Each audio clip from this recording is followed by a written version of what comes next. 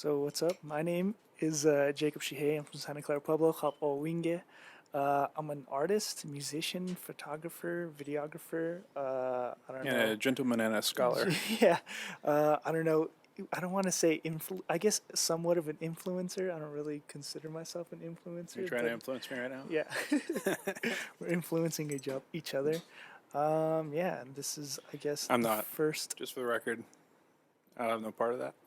It's the first test run of I don't know, a podcast test. Yeah, I All think we're right. just doing a little thing here. And, if you want to show up and hang out with us, we're just going to talk about some stuff. Some stuff here. Yeah. So It's introduce going to be awesome. yourself. My name is Jeff DeMent. I am a gentleman and a scholar. And that's about all I got to say about it. And Jeff likes long walks on the beach. So yeah, we want to give a shout out to Justin over here at Remix for letting us use the space and helping us get set up and use his equipment and just the space of Remix also. Yeah, this is really awesome. If you're in Santa Fe, come and check it out. It's on Marcy Street. Uh, we got some drinks going. I got a Chai Town. Is that correct? Chai Town. And what did you get? I have no idea. I was just coming in and be like, hey man, could you fix me something awesome? And he says, I got you. That's how it is. You're like, what? Actually, yeah, everything here is delicious. I don't know what else. Should we just plug Remix for 45 minutes? No, we're going to talk about my work and All right. some stuff, but I think you're going to ask maybe some questions. Yeah. You're hosting the show. I'm just hanging out. All right. Well, I guess this is my unofficial. I was doing this thing called Sad Boy Hours over like the summer of 2020. So I was kind of like, I want to bring it back, and I figured a podcast would be the best way to do it. So I guess this is the unofficial first.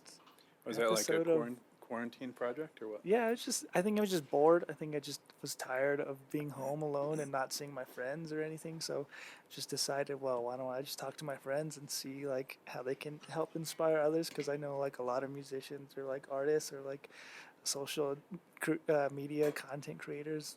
So, I figured might as well do something to kind of just talk to people and figure out what everybody's doing during quarantine. So, right. I guess with that, how was the pandemic for you? How was it's been staying super home awesome. I kind of tend to be a bit of a hermit, so it kind of worked out great for me, honestly. I mean, and, I lost some people that I cared about, so that was really a challenge, just working through that. But I think overall, it was nice to be able to slow down a little bit, and I'm starting to learn to play guitar. I wanted to learn to play guitar since I was a kid, and just never could afford a guitar back then. And I guess now that I can, I'm just thankful. So I'm kind of taking the opportunity to try to make some time to maybe not work so much and do a few things that I have been kind of on my list for a long time. And you play guitar, right? Yeah, I play guitar. I play guitar, bass, sing. How long have you been playing? I think I've been playing for 10 years, but I had guitars growing up as a kid, but I never really kind of took it serious. It was just kind of like just play random little things, or like I had like 4 strings on it, so I never really took it serious until like I was like 16 or so. I think. It had 4 strings? Yeah. Are you supposed to have 6 strings? 6? Yeah. Okay. But I don't know. I'm no expert, I just had cheap little guitars growing up. That's cool. Really took it serious when I was 16, and then started playing with my friends and started writing music, and kind of led from there, and went to college at Northern New Mexico College in Espanola for jazz studies, which is kind of crazy. And then I think just over time meeting people, kind of getting my name out there to people, and somehow I managed to book a show with Levi Platero, and now I'm in his band. And now you're super famous. Now I'm somewhat famous. Yeah, it's weird. Like I don't know. It's do you weird. play jazz? Not as much as I'd like to, but I mean, used do you to love play jazz? Or? Yeah, I like jazz. I mean, I don't know. Jazz is. I feel like what I learned was like jazz is like the ultimate kind of thing you should learn before you play guitar. Like jazz kind of introduces Mm. and kind of teaches you how to play certain genres of music. So Oh, okay. Never knew that. yeah, I don't know. Yeah, go for Go it. for it. So, I don't know. I've never even given jazz a chance. Do you listen to jazz? No, absolutely not. I don't. I'm just saying. Now that you said that, I was like, oh, maybe I should give it a Yeah. chance sometime. But Throw on like a Spotify yeah, playlist or Pandora. just like, is that like Kenny G or is that jazz? Or? I I guess. don't know. I really love George Benson. George Benson's like Is that a jazz, musician, I'm yeah, guessing? Okay. jazz guitarist. He was like jazz, and then kind of broke out into like the pop scene in like the 80s and 70s. But yeah, he's a pretty good jazz Okay. guitarist. George, what was that? George Benson. George Benson. Or I mean, there's Yeah, I'll like check the it out. classics like Miles Davis, Oh, I've heard of that guy. Louis Armstrong, John Coltrane. I lived in St. Louis for a while, and I think they had quite a bit of jazz.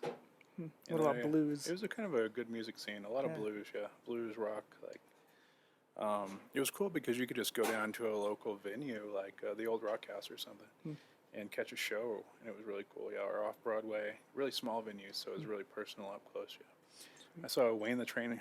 Oh Hancock, yeah, dude, he's a cool guy. And I believe that was at the off Broadway, and he got so drunk that he played the same song twice in a row. But it was still awesome. And he almost fell off the stage. But I think he was going through a hard time right then. I got a divorce and some stuff. But it was entertaining. Yeah, for sure. Yeah, I love Wind the Train and like that kind of like rockabilly kind Yeah. of, I don't know, flatland boogie kind of Hey, stuff. thanks, Justin. Let's see, taste test of the smoothie. Oh, I got a smoothie here because I haven't really had a chance to eat yet today. And it's like, what time is it? Like 6 o'clock? Or, 6 o'clock. I don't know. I do that sometimes. I get busy working or working on projects and Cheers. kind of forget to Chi-town. take care of myself. But I'm a work in progress for sure.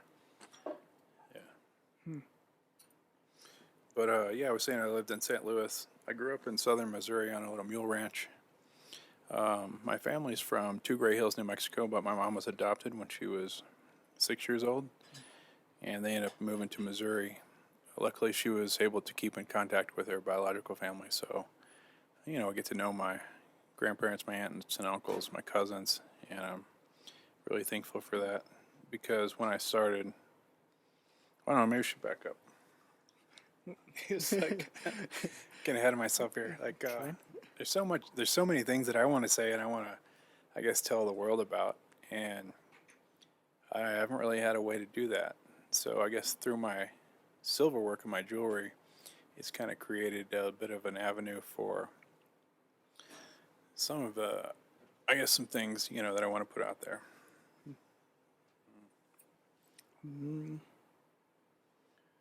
I don't know. I want to know, how long have you been doing jewelry making? Oh, let's see. I kind of started playing around with it in 2014. I'd gotten injured in the military. Spent 16 years in the military.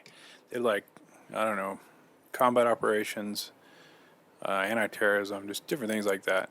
I felt like it was pretty high-speed stuff. So when I got out, it was kind of a shock for me to, I guess have my purpose taken away, or I wanted to help people and I wanted to, do great things like that. And all of a sudden, I wasn't able to do that anymore.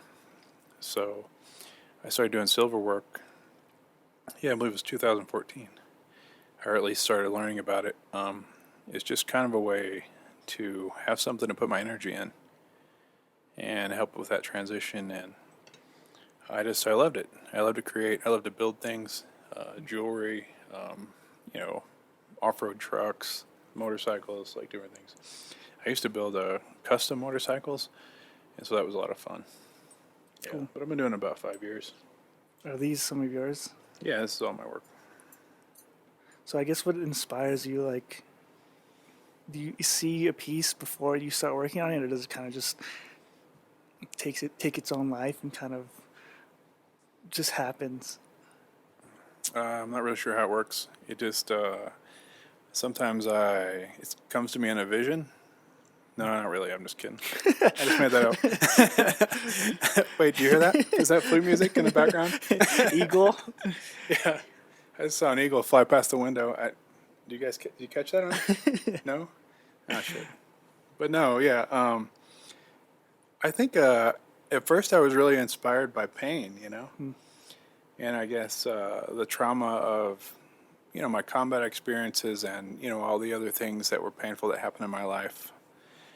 And I guess I was trying to process that stuff, but it came out in a really good way. And I'm thankful for that, and thankful to be here, because, there was a point in my life where I made the choice, hey, I chose to live, and that's why I'm here today, So I'm like, hey, I feel like we're in the bonus round now, so may as well give 100%, and live your life, Right. Yeah, do what get you want to get do. an Yeah. extra life to Exactly. live it out and do Exactly. what you want to do, right? Yeah. Cool. So I try to do that, I guess, just enjoy the things that I'm doing, and I'm getting to the point to where I'm getting smart enough to understand that not everything is going to be serving your purpose, and sometimes you need to cut that stuff out. The things that are no longer serving your purpose, or things that are pulling you off your path. You gotta just make the hard choices sometimes, and stay on your path. Because it's important. Yep. Right now, I'm getting ready for the Herd Museum Market's coming up the first weekend of March. That's down in Phoenix, Arizona. So I'm excited to basically get that over with. So, so I can. I just picked up this a 1200 Harley Sportster, and I'm excited to start working on it and putting it together. I want to rebuild it. I haven't built a bike in a long time, and I think it's time. It's going to be warm weather soon, so it'll be good riding time. Yeah, for sure. Yeah. And I'm going to try to document that if I can, and, just make it look cool. But, yeah. I like horsepower, and I like to go fast. And sometimes when you're out there and you're carving through the curves, and it's like everything, I guess, in front of you is chaotic, but it's like during those times, it seems like it's the time I can think most clearly. So I don't know how that works out. Are you like an adrenaline junkie? I don't think so. You don't get like excited off doing something crazy, or I don't know. Have you ever seen that documentary? There's a documentary about this dude. He's a rock climber, and he's just like at peace when he's rock climbing, but he's free climbing, so he doesn't climb with like a harness or anything. He's just getting I think there's something to that. Yeah, you think, I don't know, is there something like that going on with you also? Possibly. I mean, what comes to my mind is the theory of flow, where I guess if you're doing something and your skill level matches the task at hand, you can kind of get lost in that, and your mind is free to think about other things. And that's been interesting to me. I don't know, I've been studying human behavior and psychiatry for, I guess, the past 10 years, just trying to understand myself more, and work out my issues and deal with my traumas. But it's really given me I don't know, it's like a new lens as far as looking at people and understanding, I guess what makes them do the things they do, and you can recognize behavior patterns and all this other stuff. And it's helped me just cut some bullshit out of my life, I guess, So that's been good. Just cut out negativity or bring in positivity. Yeah, or negative something. energy and things like that. Yeah, like I was saying before, if something's not serving you, sometimes you just got to let go of it. Yeah, and find the things that I guess take you where you need to be in life. Right. Yeah, and I think that's probably the best way to just live life. I mean, I try to do the same, where I'm trying to stay positive but allow that negative energy in my life, but try to figure out how to balance it out and push away that negative energy and then bring in the positive kind of things happening. But since becoming an artist here in Santa Fe, it's been really weird for me because I guess I had this romanticized idea about what it meant to be an artist and be here in Santa Fe, and I expected to have that network of friends and people who had your back and all this, and it was quite the opposite. And then I came from a military combat unit, and people there, you might not like each other or you might not see eye to eye all the time, but you 100% had their back no matter what. And that's on duty or off duty. If something's going on, you showed up. And if you say you're going to do something, you show up. I mean, it seems like a given to me or a basic, but around here, it's just totally not the case. And Yeah. I've had a very tough time myself. Like, I guess dealing with that in a good way. Because I'm like, kind of like get out or no, you're Yeah. fired, Yeah. or whatever. I But think I'm trying to like be a little easier going. I think for sure like as me like becoming like an upcoming artist or just as I'm getting older, like yeah, like how you're saying, you realize some people don't have your back, or also try to like bring that negative energy upon you, or like talk bad about you, and just kind of like, I don't get that. I don't get why people are just jealous of you sometimes. Like I don't know I what don't it know, it is. just Yeah. doesn't make sense to me. But it's almost the more successful you are at things, Right. then the more people are trying to pull you back down. Right. Like Right. that crabs in a bucket mentality, kind of. Yeah. Yeah. And then yeah, like, I guess also there's that way of thinking too, like how I don't know, like I guess like you said, being an artist, you come to Santa Fe, you expect like certain things to happen. I'm sure that's how it was with you, right? You expected to come to Santa Fe and like you're like, okay, my art's gonna take off, or like my career is gonna take off, right? And I mean, it did, but I mean, I guess to a certain point, I'm still kind of in awe just to, I guess, be here and be able to, be invited to do a show or, apply and get accepted into a show with all these other great artists that I've been, I've read about or I've seen their work in galleries, before I started doing this, and it's just pretty cool. Yeah. Do you have any artists who inspire you now? Any? I think every artist probably inspires me in some way, not always in a good way. Sometimes you're like, oh, I want to make sure I don't do that or whatever, but I just try to learn from every experience that I can and try to be better. And I'm like totally not perfect, and I'm way far from perfect. And I feel like, I don't know, once you realize that you're an imperfect being, that it kind of takes the pressure off in a lot of ways, yeah. And I think you're more free to make those mistakes and just embrace them and learn from them and try to grow. Do you have any artists you're inspired by right now at this moment? Right now, I can't really think of any. I mean, you mean like jewelry artists or just artists in Jewelry general? artists in general, writers, music, anything. I think anyone who puts the work in, they inspire me. Someone who's not afraid to get in there and try new things and just keep on pushing that envelope, to the next level. Those are the people that I want to be friends with, and those are the people I want to learn from. People here in other jewelry artists here, Tim Herrera, he's a good friend of mine, and I see him out there, just hustling every day. And Samuel LaFountain, he's been good to me, just because I came here, and I'd never made jewelry before, and no one in my family has been a jeweler, so I'm just brand new at this gig. And I don't know, Cody Sanderson, he's inspired me a lot by the way he does business.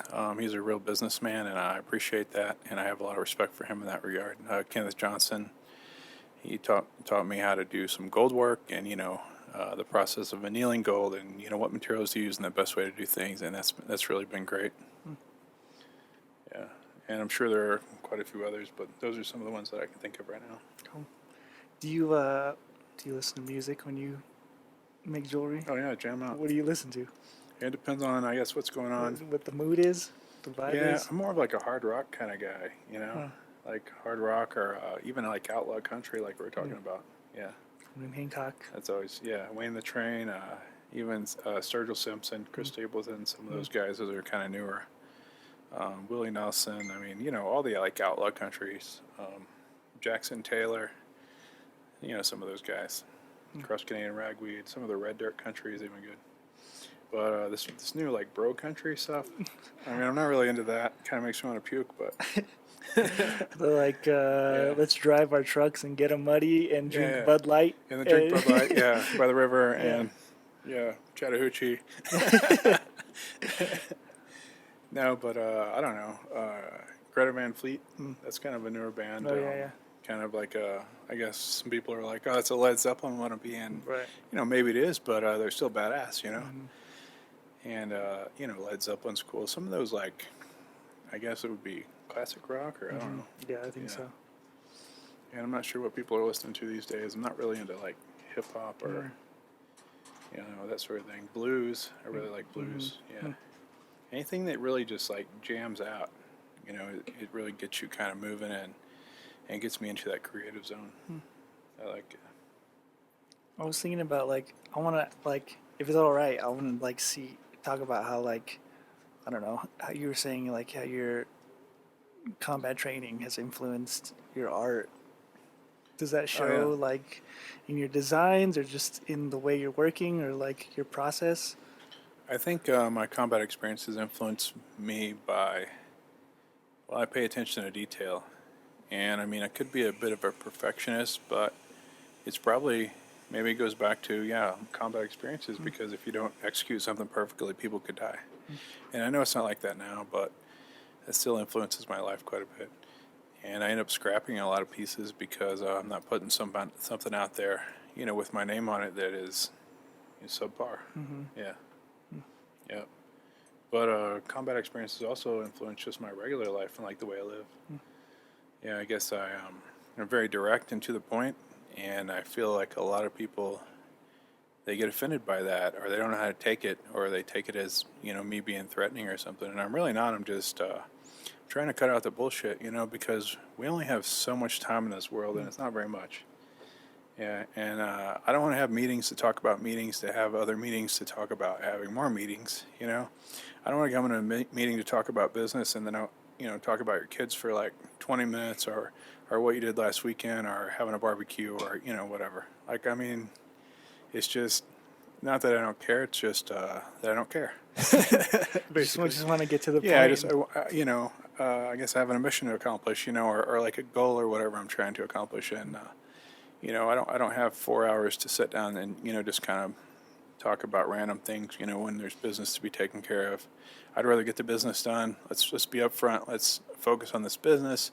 If something's not working right, let's fix it. It's really hard to make changes in the civilian world, I feel like, because people, they get stuck in that little whatever it is, and they don't want to change, or they don't want to fix anything because it requires effort.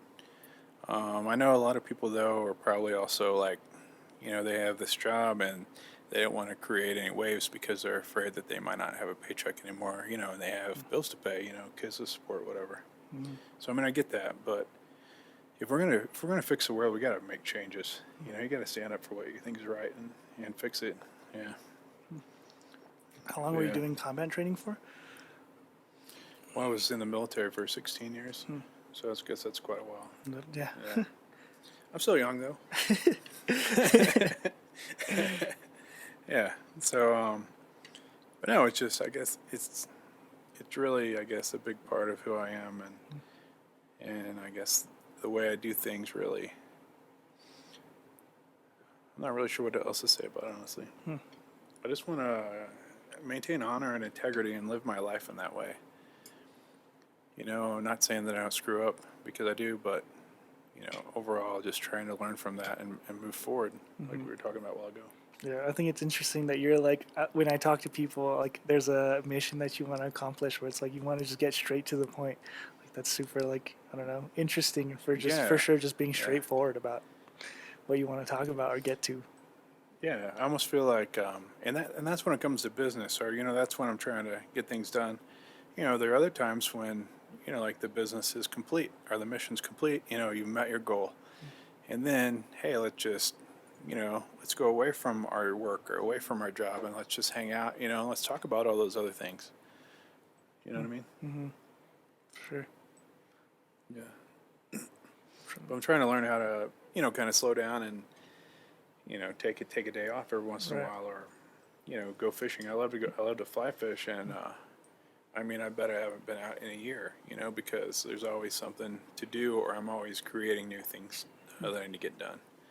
Whether it's getting people's orders done or prepping for a show. Most recently, I've been working on a new studio. So I got a 40-foot high cube shipping container, and I'm building it out into a new jewelry studio. Nice. When you work, do you have like a set schedule that you go by? Do you go like a weekly schedule or a day schedule? or is I it just just kind of kind of wing it every day. however you're feeling? Yeah. Other day, I mean, of course, you probably have days where you're just like, I don't feel like doing any work, Oh yeah. just chill and hang out. I really don't, but You're working every day. no, every once in a while, I mean, I'll do that. Yeah. It's just like, I don't know. I stopped taking custom orders because, like, the reason I started this whole creative thing is to find healing and, I guess process through some things I need to process. And, well, when I do custom orders, then I have, I talk to the customer, we agree on, whatever. And then 2 weeks later, they're like, hey, why isn't my order done? Or, hey, whatever. And it just creates a lot of stress for me, the stress of deadlines, the stress of whatever. And if you're creative and you're creative, so you know that you can't just like flip a switch and, create on Right. demand. You have to be feeling it. If there's other things going on in your life that are creating stress, then it takes away from your creativity. Right. Yeah. And so I stopped taking custom orders because I'm like, that's not why I'm doing this. Like I don't work for you. You know what I'm Right. saying? Yeah. Working for yourself, trying Yeah, to, exactly. Yeah. I guess, let out that creative flow, creative Totally. juices out. Totally. For sure. Yeah, and I think that's one of the hard things too. If I've noticed, because even myself, when I'm like making videos for my own Instagram or TikTok or whatever, I was having like a set schedule where I'd be like, okay, I'm gonna film Monday and release it Friday, but then after a while, it's just like too much. Like I'm not really doing it for me. I'm just doing it for like the content, trying to push it out. But Oh, like yeah. sometimes it just gets too stressful like that. Yeah. I think it's good. I mean, it's good if you work like that. Some people work like that, And I guess maybe those deadlines, maybe they push them to get things done. But I don't know. I'm retired, man. I'm just like they were like, start your own business. They said it'll be fun. They said, And it's been fun, right? yeah. And then here we are. And then I feel like once you kind of start getting your name out there a little bit, you get the criticism, and like everyone's a critic, they say, and I guess just trying to maintain integrity, among all the rumors and the shit talking and the backstabbing and the whatever else goes on, just trying to maintain integrity and good, I guess, good business practices, and you're kind of like people are watching you. Or people are following you and they're waiting for you to mess up so they can take that mistake and they can, talk about it for the next 10 years. But I'm like, fuck off, or whatever. You know what I'm saying? Yeah. Like, do what you need to do. But I'm not gonna, I guess, put my energy in toward that, Mm-hmm. If that's what you need to do to feel good about yourself by, bringing others down or, whatever you need to do. I mean, that's your business, okay? Go for it. Yeah. But if you think I'm going to react or I'm going to, get mad or whatever, I mean, I don't have time for that. I'm here like I'm on a mission here. Right. Yeah, and I think that's trying to change the world. That's for sure. I think one of the ways I try to like live life too is like, who cares who's talking shit or who's like talking behind your back? Like, I don't know. Like just focus on yourself instead of focus on like all the negativity and bullshit that's happening too. Yeah. For sure. Yeah. Like, thank you for your service, keyboard warrior. Thank you for commenting. This sucks or something like that. Like this is ugly. I don't know. I'm like, oh, you got something to say? Yeah. Bring it on, motherfucker. You're like, I'll fight you. I was in combat training. I'll do it again. No, I'm just trying to like. I don't really like violence, honestly, and like I don't watch movies that are graphic violence, and all that stuff. And I don't know why that is, but I'm not saying I wasn't good at it, but I'm just saying like, it's not my. I mean, it is what it is. I have nothing to prove, like I have nothing to prove anymore. So when I was younger, I mean, yeah, when I first came back from combat, I was like, I don't know, getting in bar fights and just trying to feel something, because I felt like, I don't know, I was emotionally drained, and my feelings were turned off. And even now people say that, I guess that maybe I don't have feelings or that I'm robotic or something. And, maybe that's true, but I know that I do feel just because I don't let my feelings control my actions. Try to be very thoughtful about that sort of thing. But I don't know. People just, I guess, sometimes don't know how to take it. Right. Yeah.